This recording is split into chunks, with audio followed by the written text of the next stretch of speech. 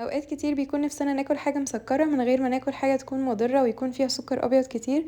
النهاردة حابة اشارككم وصفة من اكتر وصفات الحلويات الصحية اللي انا بحبها، وهي معمول الشوفان. الوصفة دي مناسبة جدا للناس اللي حابة تزود وزنها بطريقة صحية، وكمان مناسبة برضو للدايت بس بكمية قليلة، ممكن واحدة او اتنين بس في اليوم مش اكتر من كده. بس بجد طعمه رهيب جدا وكله عناصر مغذية. تعالوا يلا بينا نشوف هنعمله ازاي. عندي هنا ربع كيلو من دقيق الشوفان. لو انتوا طحنين الشوفان في البيت اتأكدوا ان انتوا طحنينه ناعم جدا.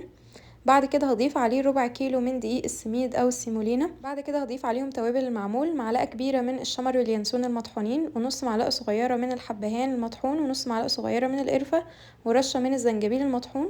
بعد كده ضفت كمان رشه من الملح ونص معلقه صغيره من البيكنج باودر. وبعد كده هنقلب كل المكونات دي مع بعض كويس. بعد كده على المكونات الجافه دي هنضيف كوبايه من السمنه الطبيعي. انا استخدمت سمنه بقري مع شويه من زيت جوز الهند، عملت خليط من الاتنين.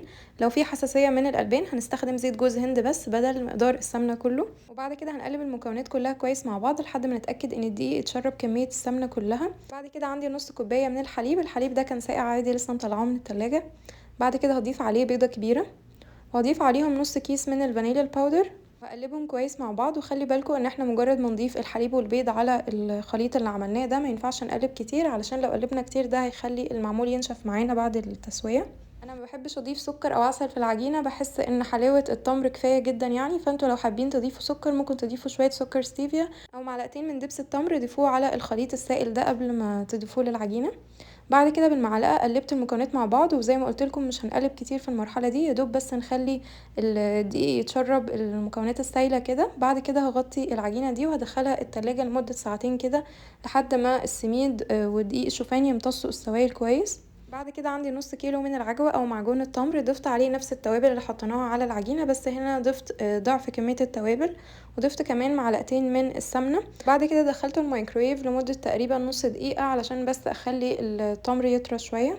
وبعدين عجنته بايدي بالشكل ده لحد ما التوابل دخلت في العجوة كويس. وبعد كده شكلتها كور بالشكل ده. وبعد ساعتين طلعت العجينة من التلاجة، وبعدين ابتديت افكها بايدي كده. خلوا بالكم ان هي ممكن تكون جامدة عن كده كمان اكتر، لان السمنة بتتماسك لما بنحطها في التلاجة وده عادي. هنعجنها بايدينا بس دقيقة كده، وبعد كده هنبتدي بقى نشكل المعمول.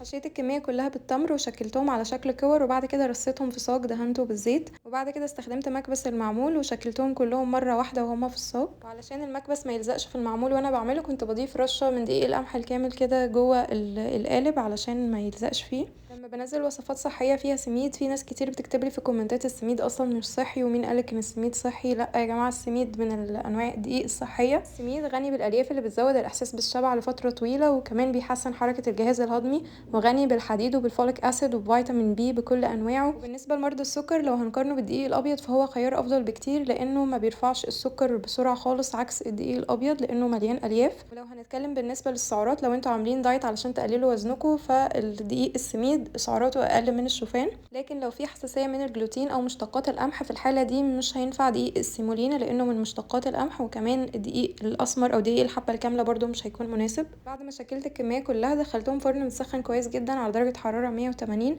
لما بياخدوا لون ذهبي كده من تحت بطفي الفرن، وبعدين بشغل الشواية حاجة بسيطة علشان بس اتأكد ان هو استوى من فوق. وخلاص بطفي النار عليه. وخلي بالكم ان انتوا ما ينفعش تلمسوه خالص من الصاج وهو لسه سخن علشان هيتهري معاكم. سيبوه لحد ما يبرد خالص، وبعد كده ابتدوا شيلوه وانقلوه في علبة يكون ليها غطا محكم علشان نحافظ على الطراوة بتاعته. بجد طعمه لذيذ جدا وكمان بيدوب زي ما انتوا شايفين كده.